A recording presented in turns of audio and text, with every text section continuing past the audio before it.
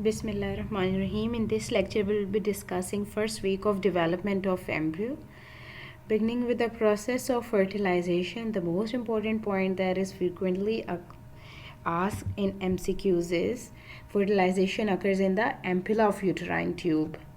Okay, so basically होता क्या है कि let's come here. जो sperm होता है ना, ये कोरोना रेडिएटा है हमारे पास, ठीक है, उस साइड का ये जोना पेलुसिडा है. स्पर्म जो है ना, ये कोरोना रेडिएटा से डिग इन करता हुआ जोना पेलुसिडा में पेनिट्रेट करता है, ठीक है. जो हमारा ऊस साइट होता है ना, ये अरेस्ट हुआ हुआ होता है इन मेटाफेज ऑफ मियोसिस 2. जब स्पर्म आकर यहाँ पे कोरोना रेडिएटा से डिग इन करता हुआ जोना पेलुसिडा के साथ बाइंड करता है, तो एक्रोजोमल रिएक्शन ट्रिगर होता है और यहाँ पे जो एक्रोजोमल एंजाइम्स प्रेजेंट है इसके हेड में स्पर्म के, ये रिलीज होते हैं, ठीक है. अब जो है aided by the acrosomal enzymes, जो स्पर्म जो है ये जोना पेलुसिडा के अंदर ना ऐसे पेनिट्रेट कर जाता है. अब क्या होता है, कोरोना जो कॉर्टिकल रिएक्शन होता है ना, ये स्टिमुलेट हो जाता है. कॉर्टिकल रिएक्शन में क्या होता है कि ये जो कॉर्टिकल ग्रेन्यूल्स हमारे पास प्रेजेंट हैं, ये ठीक है, इससे क्या होता है, लाइसोसोमल एंजाइम्स रिलीज होते हैं. जब ये लाइसोसोमल एंजाइम रिलीज होते हैं तो उस साइड का मेम्ब्रेन पोटेंशियल है ना, सेल मेम्ब्रेन का, ये अल्टर हो जाता है. उसकी वजह से क्या होता है कि आपके जो जोना पेलुसिडा के ऊपर स्पर्म रिसेप्टर्स होते हैं ये इनएक्टिवेट हो जाते हैं और फर्दर स्पर्म्स जो हैं ये आकर बाइंड नहीं करते उस साइड के साथ, ठीक है. इसको हम बोलते हैं पोलीस्पर्मी ब्लॉक के फर्दर जो स्पर्म्स हैं वो आकर बाइंड नहीं करते हैं, ठीक है. अब सिनगैमी क्या होते हैं कि आपके पास नो बेसिकली होता क्या है कि जब आपका यहाँ पे स्पर्म जब फ्यूज़ किया था उस साइड की मेम्ब्रेन के साथ, तो स्पर्म जो है अपना न्यूक्लियस और सेंट्रियोल जो है ये रिलीज़ कर देता है इनटू द उस साइड, ठीक है. जो स्पर्म का न्यूक्लियस है वो मेल प्रो न्यूक्लियस बन जाता है. जो स्पर्म का माइटोकॉन्ड्रिया और जो टेल है ये डीजेनरेट कर जाती है, ठीक है. इसलिए जो उस साइड का जो आपका बेसिकली फर्टिलाइजेशन के बाद जो जाइगोट बनता है ना, उसके अंदर जो माइटोकॉन्ड्रिया है वो मैटरनल इन ओरिजिन है. ये बहुत इंपॉर्टेंट एमसीक्यू याद रखना, क्योंकि जो स्पर्म का माइटोकॉन्ड्रिया वो तो डीजेनरेट हो गया, जो पीछे रह गया वो सिर्फ उस साइड का ही रह गया, ठीक हो गया. ये बन गया हमारे पास. फिर क्या होता है जी, मेल प्रो न्यूक्लियस हमारे पास बन गया, साथ में उस जो स्पर्म का सेंट्रियोल था उसे जाके माइक्रोट्यूबुलर ऑर्गेनाइजिंग सेंटर बना दिया. अब जो सेकेंडरी उस साइड है वो जो अरेस्ट हुआ था आपके मेटाफेज ऑफ मियोसिस 2 में, ये अपनी मियोसिस 2 कंप्लीट कर देगा और एक मेच्योर ओवम बन जाएगा, ठीक हो गया. न्यूक्लियस ऑफ जो ओवम है ये फीमेल प्रो न्यूक्लियस होता है. सिनगैमी बेसिकली क्या है, it is the successful completion of fertilisation. Basically आपका एक जाइगोट कंप्लीट बन जाता है जब मेल और फीमेल प्रो न्यूक्लियन जो है ये आपस में फ्यूज़ कर जाते हैं और एक cytoplasmic machinery for proper cell division it exist. जो जाइगोट का लाइफ स्पैन है it is only a few hours, because उसकी एग्जिस्टेंस साथ ही टर्मिनेट हो जाती है जैसे ही क्लेवेज स्टार्ट होती है नेक्स्ट, ठीक है. सो बेसिकली क्लेवेज होता क्या है, it is a series of mitotic divisions of the zygote, जहाँ पे plane of the first mitotic division passes through the area of the cell membrane, जहाँ पर आपकी पोलर बॉडीज प्रीवियसली एक्सट्रूड हुई थी. ये देखें यहाँ पे ये क्लेवेज स्टार्ट हो गया. पहले 2 cell stage, 4 cell stage and then 8 cell stage हो गया. हम पढ़ते हैं ब्लास्टोमियर्स ये बनते हैं, ठीक है. अब जो क्लेवेज है ना ये होलोब्लास्टिक होती है, ठीक है, which means that the cells divide completely through their cytoplasm, ठीक है. Holoblastic means that these cells they divide through their cytoplasm. Cleavage asymmetrical होती है, which means that the daughter cells are unequal in size, ठीक है. एक cell के पास ज़्यादा cytoplasm आ जाता है और एक के पास कम आता है. क्लेवेज एसिंक्रोनस होती है, which means that only one cell will divide at a time, ठीक है. जनरली जो लार्जेस्ट डॉटर सेल होता है ना वो डिवाइड करता है next during the first few cell divisions, ठीक हो गया. अब प्रोसेस ऑफ क्लेवेज जो है इससे इवेंचुअली हमारे पास ब्लास्टुला बनता है, जो कि जिसके अंदर जो सारी ये छोटे छोटे सेल्स हैं इनको ब्लास्टोमियर्स कहते हैं, ठीक है. क्लस्टर ऑफ 16 to 32 ब्लास्टोमियर्स जो है ना ये मोरुला बनाता है. जो ब्लास्टोमियर्स होते हैं ना इसमें टोटिपोटेंट सेल्स होते हैं which means they can differentiate into every cell within an organism. ठीक है, इवन एक्स्ट्रा एम्ब्रियोनिक टिश्यू भी.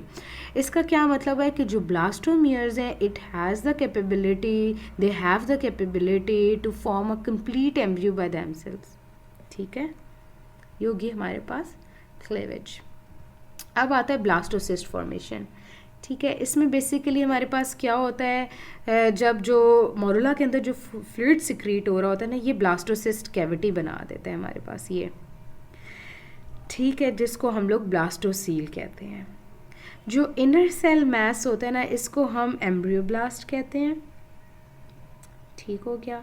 एम्ब्रियोब्लास्ट के जो सेल्स होते हैं ये प्लूरिपोटेंट होते हैं. ठीक है, which means they are the stem cells that can differentiate into ecto, meso and endoderm.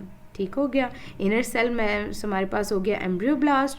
और जो आउटर सेल मैस होता है ना ये हमारे पास है ट्रोफोब्लास्ट जो लेटर पार्ट ऑफ प्लेसेंटा बनाता है. ये ट्विनिंग में इंपॉर्टेंट होता है, हम आगे पढ़ेंगे. ठीक है, अच्छा जी.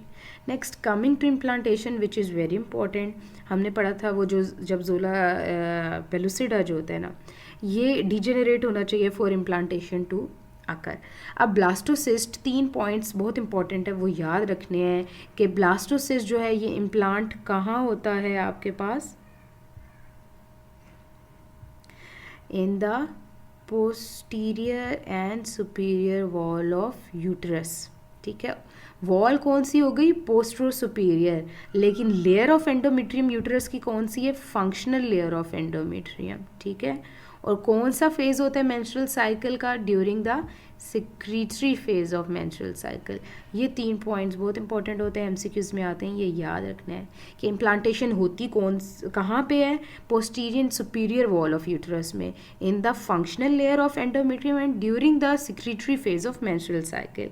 जो ट्रोफोब्लास्ट होते हैं ये हम आगे जाके फर्दर डिस्कस करेंगे. They differentiate into the cytotrophoblast and the syncytiotrophoblast. अब कुछ क्लिनिकल कंसिडरेशंस हैं वो हम देख लेते हैं. जो एक्टोपिक ट्यूबल प्रेगनेंसी है ये होती क्यों है कि जब ब्लास्टोसिस्ट की डिलेड ट्रांसपोर्ट होती है. ठीक है, डिलेड ब्लास्टोसिस्ट जो होता है वो इम्प्लांट कर जाता है in the uterine tube due to the delayed transport. अच्छा, अब फर्टिलाइजेशन हो कहाँ रही थी, एम्पुला के अंदर. तो यही सबसे मोस्ट कॉमन साइट है हमारे पास एक्टोपिक प्रेगनेंसी की.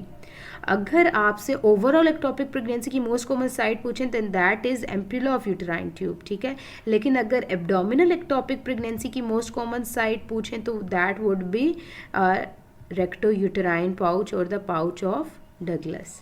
ओके, अच्छा, प्री डिस्पोजिंग फैक्टर्स इसके कौन से होते हैं, जो हमारी क्रॉनिक जितनी भी इन्फ्लेमेशन होती हैं ना वो सारे प्री डिस्पोज करते हैं एक्टोपिक प्रेगनेंसी को. आपकी ट्यूब्स की इन्फ्लेमेशन, क्रॉनिक सैल्पिंजाइटिस, यूटरस की एंडोमेट्राइटिस एंड पोस्ट ऑप जितनी एडहेजन्स होती हैं उनमें भी रिस्क होता है. ठीक है, क्योंकि ट्रांसपोर्ट ठीक नहीं हो रही होती है. Most common pre disposing factor क्या होता है, एंडोमेट्राइटिस और पीआईडी जो कि आपकी पेल्विक इन्फ्लेमेटरी डिजीज़ है. होता क्या है कि अगर एक होती है इंटैक्ट ट्यूबल प्रेगनेंसी, लेकिन वहीं पे अगर हेमरेज शुरू हो गया, रप्चर हो गई, तो आपको सर्जिकल इंटरवेंशन चाहिए होगी जिसमें हम सल्पिंजेक्टमी या सल्पिंजोस्टमी करते हैं.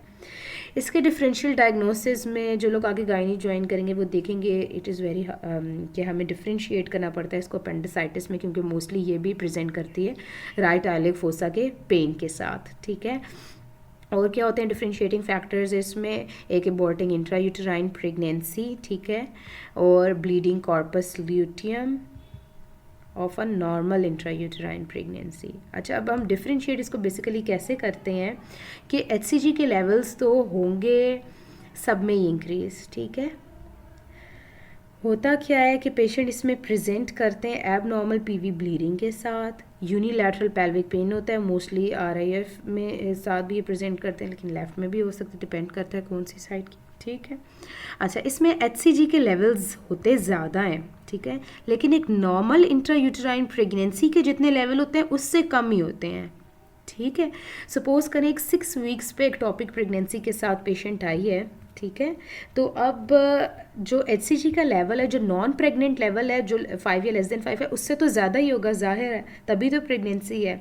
लेकिन 6 वीक्स में अगर नॉर्मल इंट्रायूटेराइन प्रेगनेंसी में लेवल्स थाउजेंड्स में जाकर हैं, तो एक्टॉपिक में उससे कम ही होंगे, नॉर्मल से ज़्यादा होंगे, लेकिन जो नॉन प्रेग्नेंट लेवल है उस